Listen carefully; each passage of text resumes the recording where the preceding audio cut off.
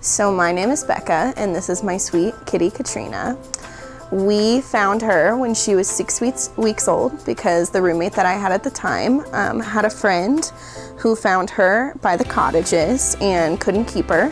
And so she texted Kara, who was my roommate at the time, to see if she knew anybody that would take her, and I wanted a kitty. And so we went and picked her up, and I knew she would be my kitty from the first time that I met her because when I grabbed her, she made a little meow. And I always wanted a vocal kitty, and she still talks to me today. She's gonna fight me. I'm not gonna be able to hold her. I don't actually know the specific breed of cat that Katrina is, but from my best guess, she is a tabby Maine Coon mix, and from the way that she's grown and her personality, I'd say that's a pretty good bet.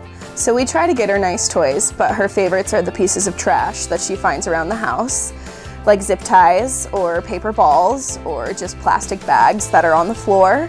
She does very much like the little tunnel that we got her, I think because it gives her a place to hide. She thinks that nobody can see her, but she's wrong. She's hidden behind remotes before also, which is precious but silly because, again, we can all see her. She loves to chew on boxes and play on them, or play in them, just like any other cat on the face of the planet, but particularly Katrina, I think. Katrina is probably the moodiest cat I have ever met.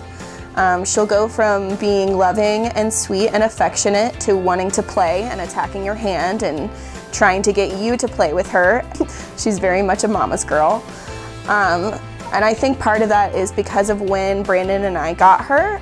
She was so young. Typically cats aren't taken from their parents until they're 8 weeks old because that's when they've started to wean off of them and everything else and sort of become more independent. And so I think that she has very much formed an attachment with me, which I can't argue against. A roommate has a dog, and we got Katrina while she was a kitten while Blackjack was still a puppy. He was about 4 or 5 months old, and so they essentially grew up together, and they get along very, very well.